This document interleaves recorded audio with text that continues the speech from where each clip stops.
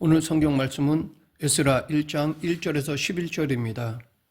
70년 바벨론 포로 생활을 마치고 조국으로 돌아온 유다 사람들이 얼마나 감격에 겨워 눈물을 쏟아냈을지 짐작하기는 어렵지 않습니다. 거룩한 도시 예루살렘으로 드디어 돌아온 것입니다.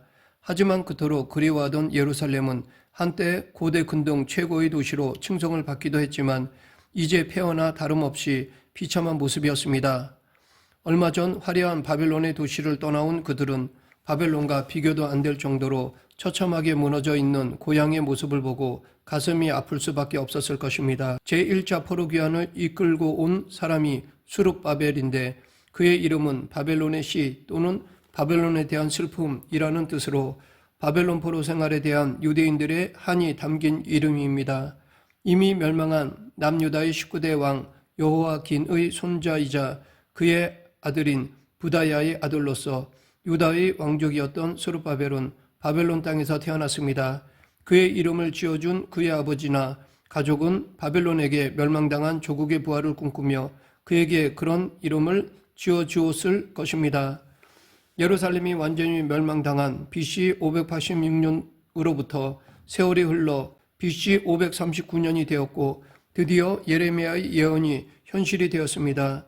고대 근동의 판도에 엄청난 지각 변동이 일어났습니다. 강력했던 아수르를 무너뜨린 뒤 무적이라고 여겨지며 천하를 호령하던 바벨론 제국이 근동의 새로운 강자 페르시아 제국에게 무너진 것입니다. 이전에 아수르가 그랬듯이 바벨론도 정복한 나라들을 잔혹하게 짓밟았기 때문에 사방에 복수의 칼을 가는 적들이 많이 생겨났습니다. 게다가 카리스마적인 리더였던 느부갓네살이 죽은 이후 그 다음 왕들은 통치력이 부족해서 내부적 리더십이 붕괴되었고 바벨론은 크게 흔들렸습니다. 이때를 놓치지 않고 페르시아의 고레스 왕이 바벨론을 정복하기 위해 움직인 것입니다. 고레스 왕은 어릴 때부터 자기 어머니 쪽인 메대 사람들의 마음을 다 사로잡을 정도로 뛰어났습니다. 그는 바벨론에 앙심을 품고 있던 주변 나라들의 전폭적인 지지를 받으며 대군을 움직여서 기습하여 바벨론을 무너뜨렸습니다. 왕위에 오르면서부터 페르시아 민족의 통합에 힘을 썼던 영웅 고레스는 BC 550년에 강력한 라이벌이던 메대 제국을 흡수해 버리더니 그로부터 11년 후 최고의 난적이던 바벨론마저 멸망시킴으로써 고대 세계의 최강자로 군림하게 되었습니다. 이러한 힘의 이동은 다니엘이 이미 예언을 한 것입니다. 다니엘은 느부갓네살이 이끄는 바벨론 군대의 1차 예루살렘 침공 때 바벨론 포로로 잡혀온 사람으로 유대 귀족 가문 출신이었습니다. 그는 하나님께서 주신 지혜와 명철로 당시 포로로 끌려온 각 나라의 수재들 가운데서도 단연 주목받는 사람이 되었습니다. 특히 다니엘이 바벨론의 중요한 인물이 되게 한 사건이 발생했는데 그것이 바로 느부갓네살 왕의 꿈을 해석하는 사건이었습니다. 하루는 느부갓네살이 아주 이상한 꿈을 꾸고 일어났는데 마음이 너무 답답했습니다. 꿈의 의미가 범상치 않아서 알고 싶은데 그 꿈 내용 자체가 기억나지 않았습니다. 답답하고 화가 난 그는 바벨론의 여러 박사들과 학자들과 술객들에게 자신이 꾼 꿈이 무엇인지를 알아내고 그것을 해석하라고 요구했습니다. 꿈의 내용이라도 알면 어떤 식으로든 해석을 하겠는데 그 꿈이 뭔지 알려주지도 않고 그 내용부터 알아내려고 하니 신하들로서는 정말 기가 막힐 일이었습니다. 모두가 그것은 불가능하다며 뒤로 물러서자 이에 분노한 느부갓네살은 이런 쓸모없는 학자들과 술객들을 다 죽여버리겠다고 펄펄 뛰었습니다. 모두가 공포에 사로잡혀 벌벌 떨고 있을 그때 하나님의 영에 감동받은 다니엘이 나서서 분노로 가득한 느부갓네살 앞에서 또 절박한 심정으로 자신을 바라보는 신하들 앞에서 마치 지금 눈으로 보고 있는 것처럼 느부갓네살의 꿈을 이야기하였습니다. 그리고 다니엘이 이 꿈을 해석하는데 순금으로 된 머리는 느부갓네살과 바벨론이고 은으로 된 가슴과 팔들은 왕보다 못한 다른 나라인 메대와 바사입니다. 노소로 된 배와 넓적다리는 온 세계를 다스릴 나라인 헬라 제국이고 철로 된 종아리는 철같이 강한 힘으로 모든 나라를 정복할 로마 제국을 가리키며 새와 진흙이 섞인 발은 철의 제국 로마가 분열한 이후에 강하고 약한 여러 나라들입니다. 인간이 세운 제국은 아무리 강대국이라도 때가 되면 그 다음 강자에게 자리를 넘겨주고 역사에서 사라지게 되어 있다는 하나님의 메시지를 느부갓네살이 받은 것입니다. 다니엘은 이 꿈 해석으로 단번에 느부갓네살의 신임을 얻어 바벨론 전체를 다스리는 총리 자리에 오르게 되었습니다. 유다 포로 출신으로서 가장 빠르고 크게 출세한 다니엘의 이 사건에 대한 스토리는 바벨론 전체에서 모르는 사람이 없을 정도였습니다. 바로 그 다니엘을 통해서 주신 하나님의 말씀이 이루어진 것입니다.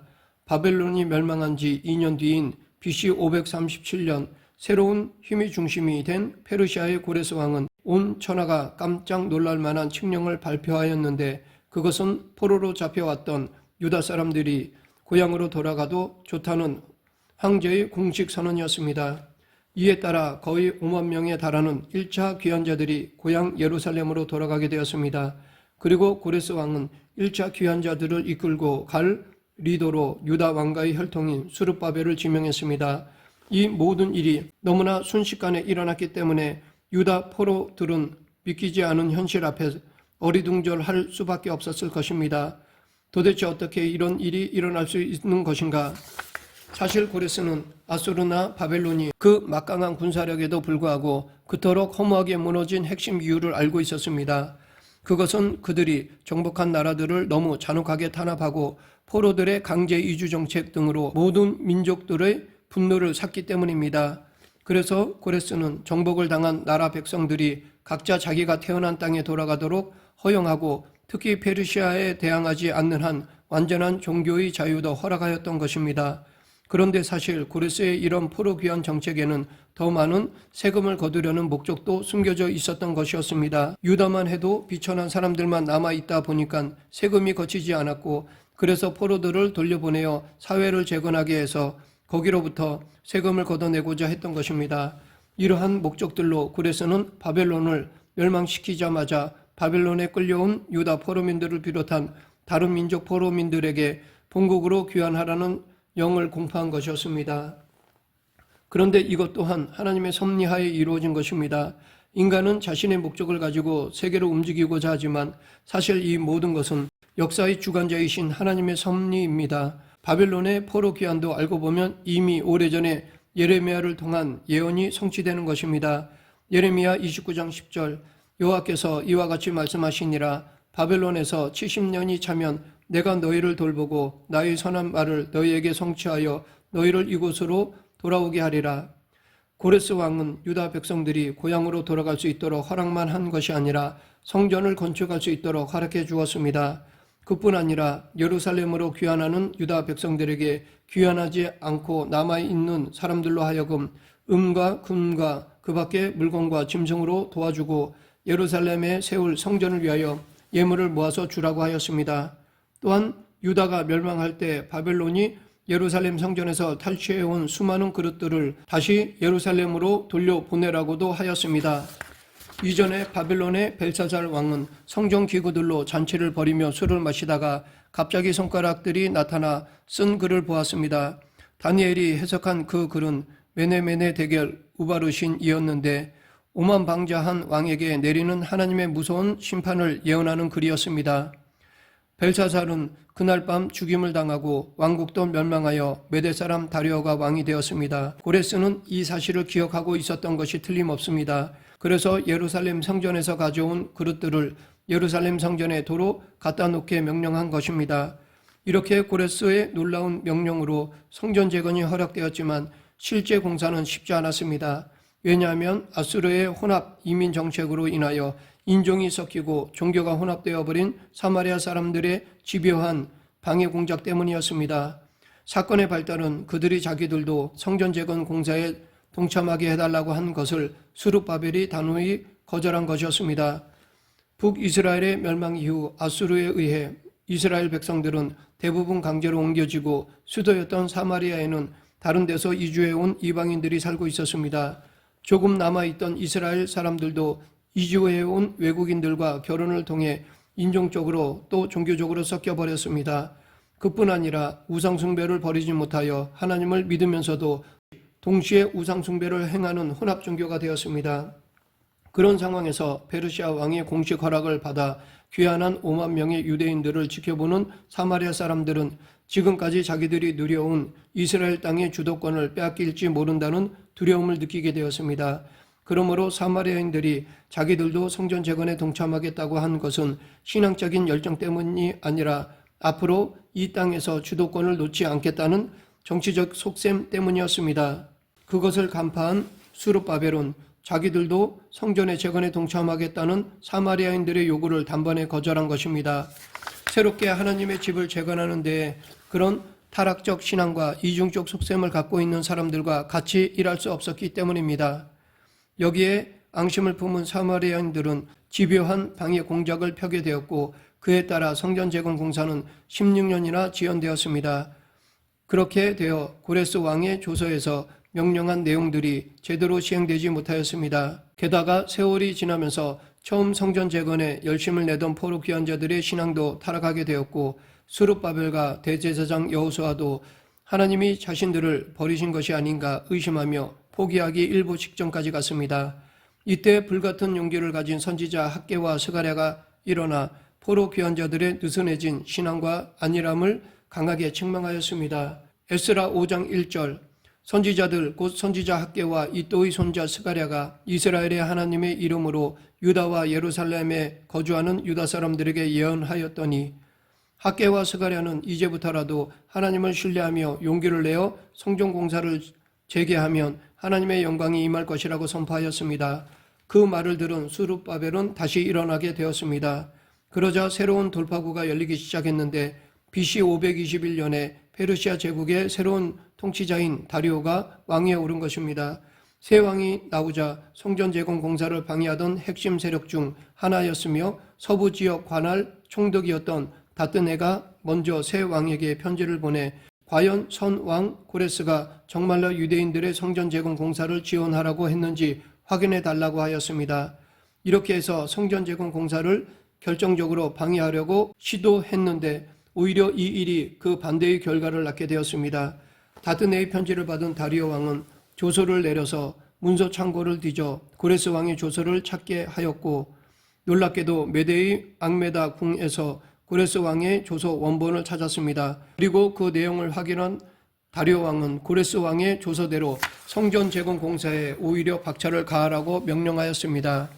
더 나아가 예산이 모자라면 국고에서 지원해도 좋으며 이 공사의 신속한 재개를 방해하는 자는 엄벌에 처한다는 조항까지 넣었습니다. 어떻게 이런 일이 일어날 수 있었을까요? 고레스의 마음을 움직이셨던 하나님께서 이제는 다리오의 마음도 움직이신 것입니다. 그래서 다뜨네와 그 일당들은 혹을 때려다 오히려 혹을 붙인 격이 되고 말았습니다. 이처럼 아무리 정권이 바뀌어도 하나님의 계획은 한치의 오차도 없이 이루어집니다. 그러므로 하나님의 사람은 세상을 겁낼 필요도 없고 다른 사람들의 눈치를 볼 필요도 없습니다. 그렇게 기적적으로 공사가 재개된 지 단 4년 만에 예루살렘 성전이 재건되었습니다. 이것은 바벨론 포로 생활에서 귀환한 지 약 20년 만의 일이고 유다 멸망과 함께 솔로몬 성전이 파괴된 지 70년 만의 일이었습니다. 백성들은 기쁨으로 성전 봉헌식을 거행하고 또 유월절을 지켰습니다. 말씀을 맺겠습니다. 남유다는 BC 586년 바벨론에 의해 멸망당했습니다. 그렇게 된 원인은 하나님께서 자기들을 제사장의 나라로 세우신 목적을 제대로 알지 못하고 하나님이 원하시는 삶과는 반대의 방향으로 가며 죄를 지었기 때문입니다. 그러나 하나님은 당신의 백성들의 반역에도 불구하고 새로운 역사를 준비하고 계셨습니다. 그것은 수룹바벨과 에스라와 느헤미야를 통해 예루살렘 성전 재건과 성벽 재건으로 나타났고 그 후 마침내 예수 그리스도께서 오셔서 구원의 역사를 이루신 것입니다. 이 세상은 강한 자들의 힘에 의해 돌아가는 것처럼 보이고 악한 자들이 득세하여 세계의 운명을 좌지우지하는 것처럼 보입니다. 그러나 역사는 하나님께서 주관하십니다. 그 사실을 잊지 말고 오직 하나님을 붙들고 하나님의 말씀에 순종함으로써 그 하나님의 선하신 뜻이 이루어지는 데에 귀하게 쓰임받는 우리 모두가 되길 간절히 축원합니다. 기도하겠습니다. 생사와 화복을 주관하신 하나님 아버지, 온 우주 만물을 다스리시는 만왕의 왕이신 여호와 하나님을 믿고 말씀 안에서 담대히 살아가는 그리스도인이 되게 하여 주시옵소서. 예수님 이름으로 기도드립니다. 아멘.